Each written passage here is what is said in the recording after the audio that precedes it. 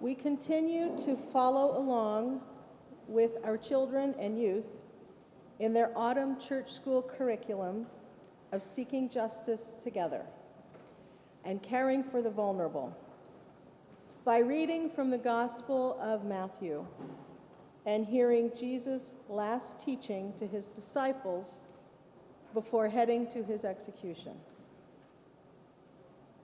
Let us open our ears, our minds, our imaginations, and our souls as we listen across time and space and seek to hear this story again for the first time. We read today from the Message, Eugene Peterson's paraphrase of the Bible.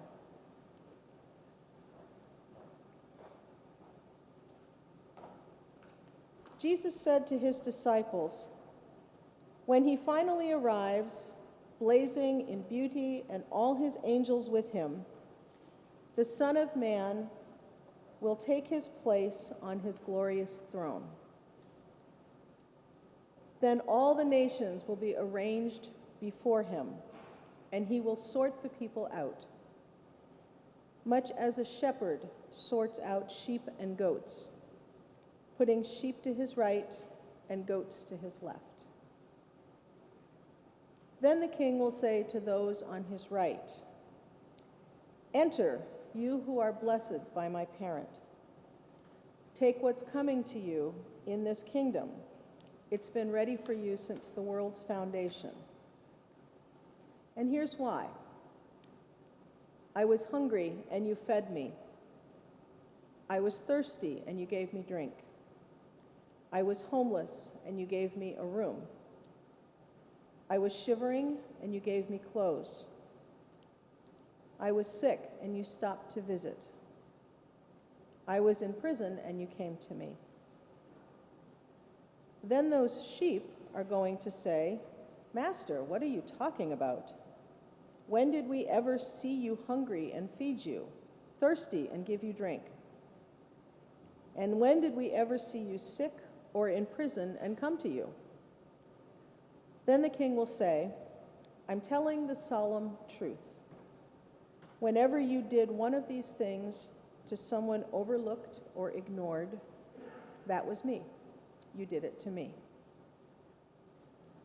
Now here's the hard part of the lesson. Then he will turn to the goats, the ones on his left, and say, get out, worthless goats. You're good for nothing but the fires of hell. And why? Because I was hungry and you gave me no meal. I was thirsty and you gave me no drink. I was homeless and you gave me no bed. I was shivering and you gave me no clothes. Sick and in prison and you never visited me. Then those goats are going to say, Master, what are you talking about? When did we ever see you hungry or thirsty or homeless or shivering or sick or in prison and didn't help? He will answer them, I'm telling the solemn truth. Whenever you failed to do one of these things to someone who was being overlooked or ignored, that was me. You failed to do it to me. Then those goats will be herded to their eternal doom, but the sheep to their eternal reward. For the good news of the Holy Spirit, thanks be to God.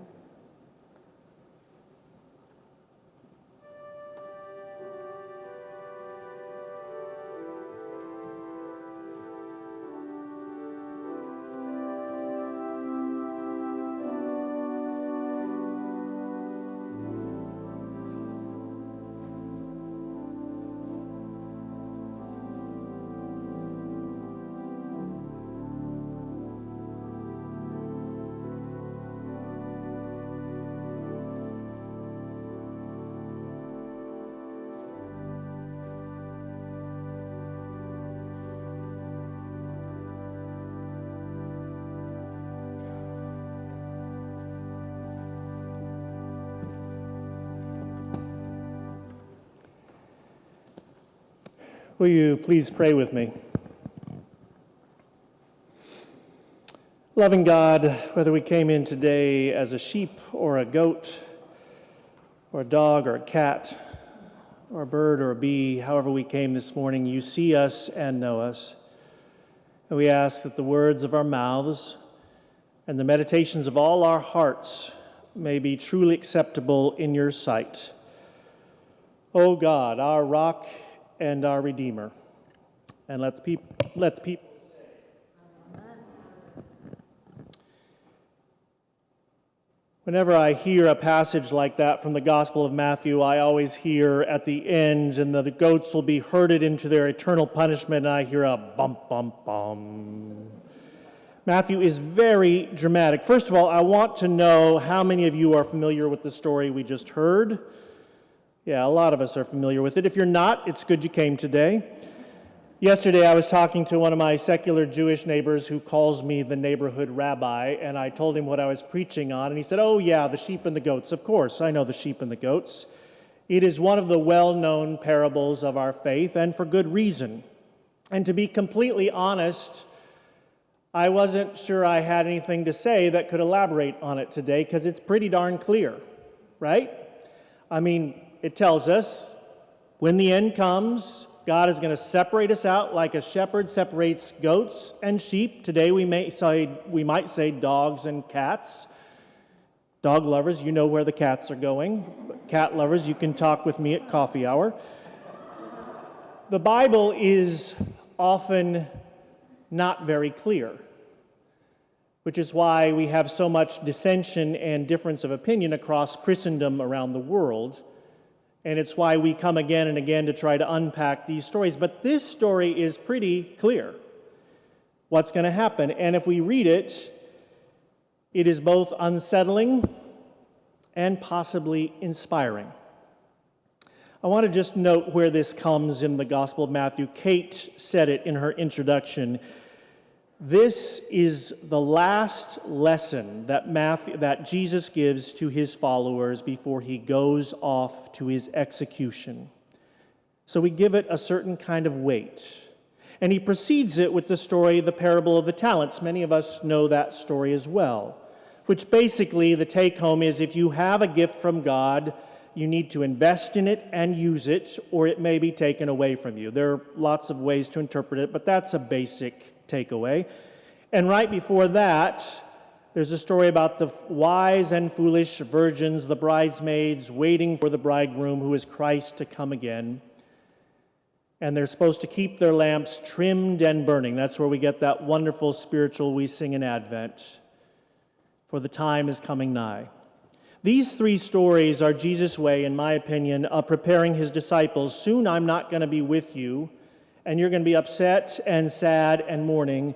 Here are some things to hang on to. Be ready, use your gifts, and pay attention to people who need you. It's both unsettling and inspiring stuff. In many ways, this is like a professor giving the last lecture and saying, okay, if you want to know how to prepare for the final exam, here it is. Feed the hungry, help the thirsty, give clothing to those who need it. If people are sick in prison, visit them. If you have any questions, come and talk to me. Otherwise, I'll see you at your funeral. Good luck out there. As you also heard from Kate, we are following this passage because it's what our children and youth are studying out on the front lawn and in Memorial Park before worship.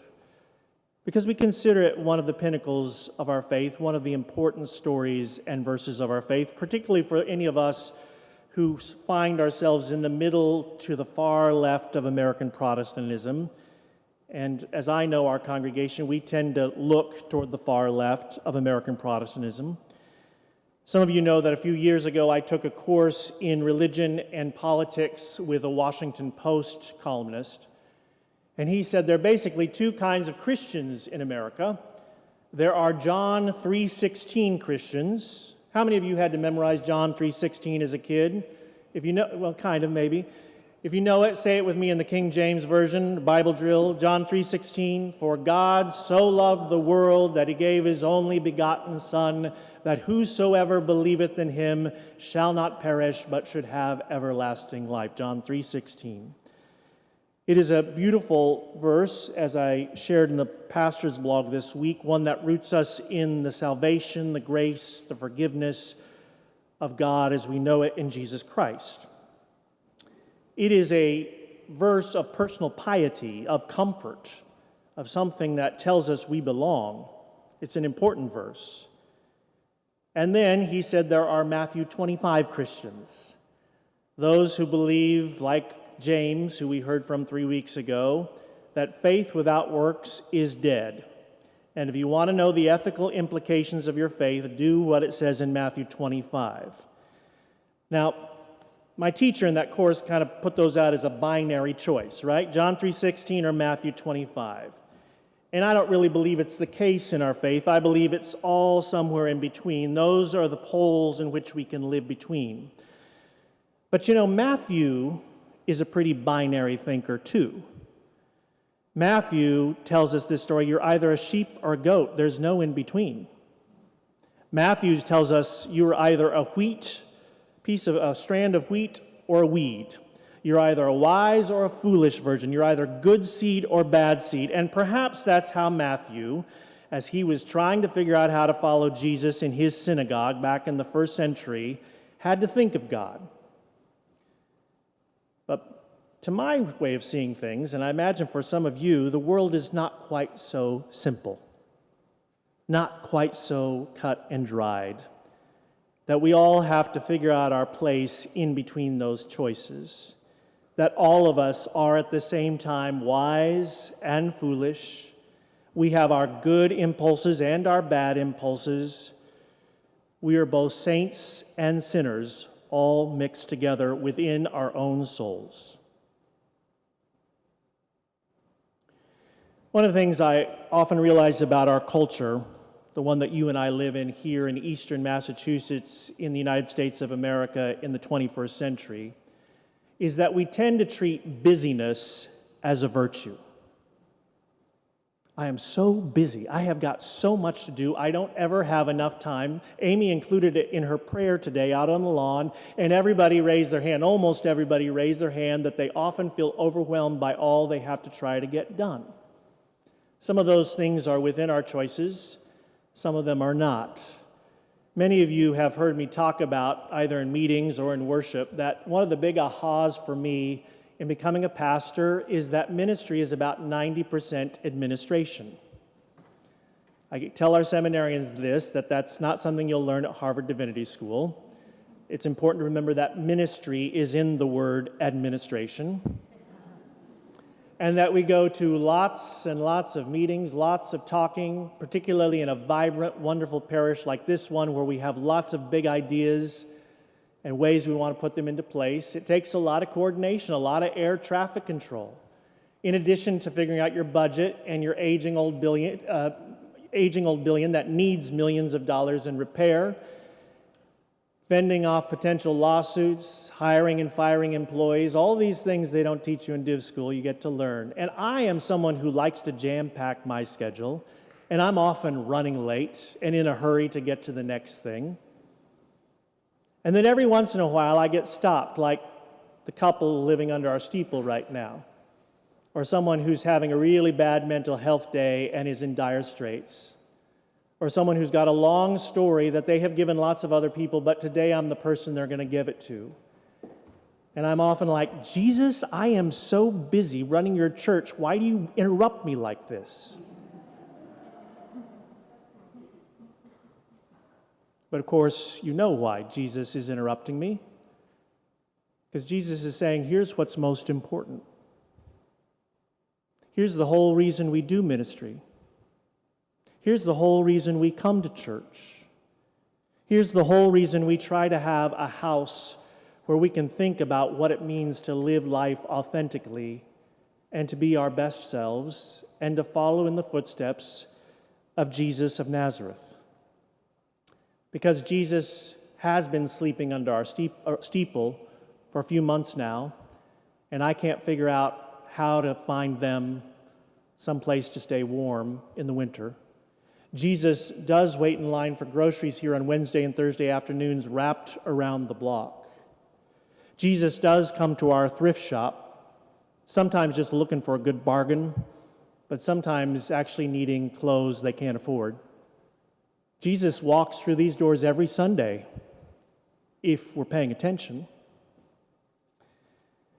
About a year or a year and a half ago, I started trying something that I wish I'd tried a lot longer ago. It's not a new idea to me, but I decided to go over to Dunkin' Donuts and buy about $100 worth of gift cards in $10 denominations. And I've renewed it a few times since then, and I keep them in my backpack, in my wallet, in the car. I mostly give them away at intersections to people who are asking for some help. And because of the pandemic, we weren't giving out the $25 Stop and Shop cards because our building was partially closed. I included those as well. And I have to tell you, it's been an education to me in giving out these cards. Because some people are like, wow, $10 at Dunkin's or $25 at Stop and Shop. Some people are like, what is this? One person wanted to know if he could trade it in for cash at Stop and Shop. I said, go talk to them. I don't know about that. Some people are confused. Some people want to hug me. Perhaps even more of an education is what happens in myself, which is I want to give myself a little pat on the back for doing that. I want to check off on my list that I got a hungry person today. It also shows me that I'm a little reluctant. I'm a little reluctant to get too involved because part of the reason we avoid having these conversations with people in need is because we don't want to get sucked into a conversation that we don't know how to get out of. Or we don't want to set up some sort of dependency relationship that might take us where we don't want to go and actually might do more damage than good. Or maybe we don't want to have to deal with someone else's crazy or crazier than our life. Or maybe we're just a die-hard, cold-hearted, hard-knuckled capitalist who thinks that people get what they deserve because they haven't worked hard enough. I don't know any people here who think that way, but it is alive and well in Christendom.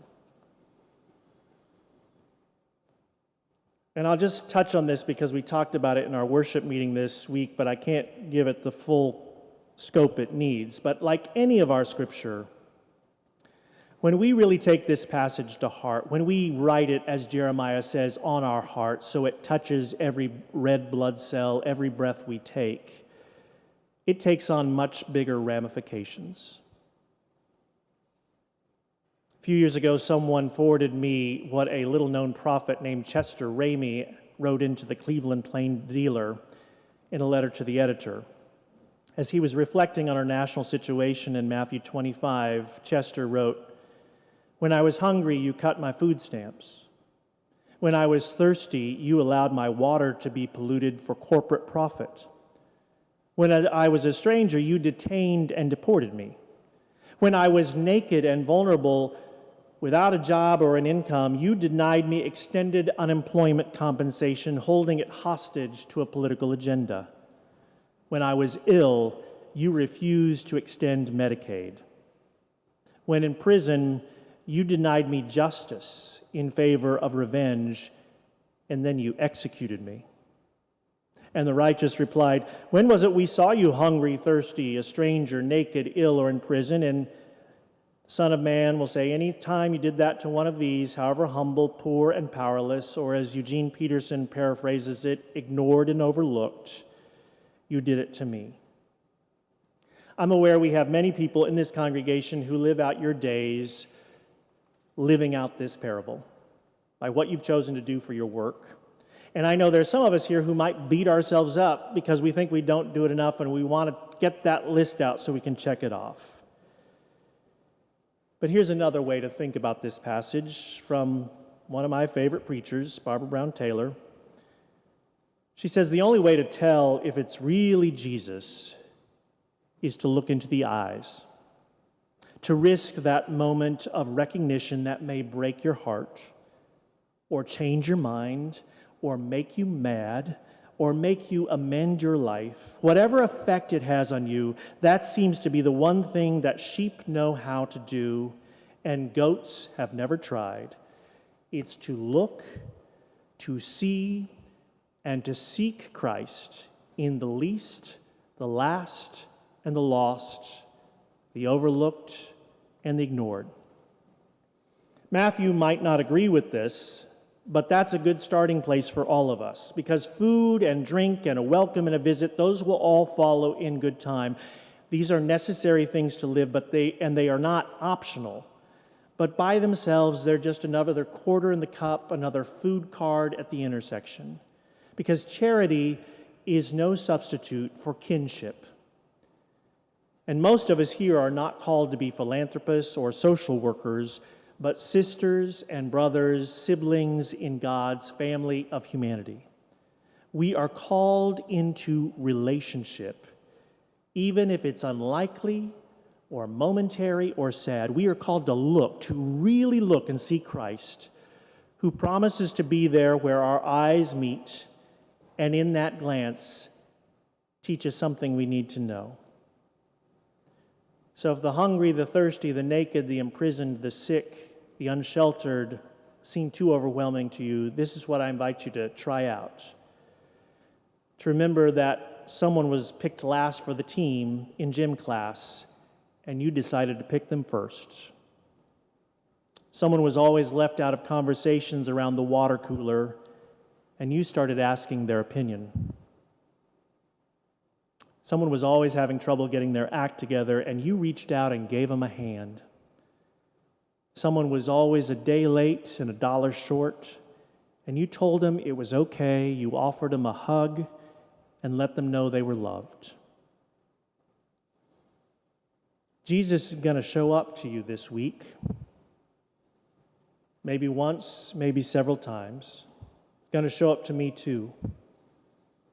And the question we have to ask ourselves, do we have the courage, the hospitality to look him in the eyes and see who he really is? Amen.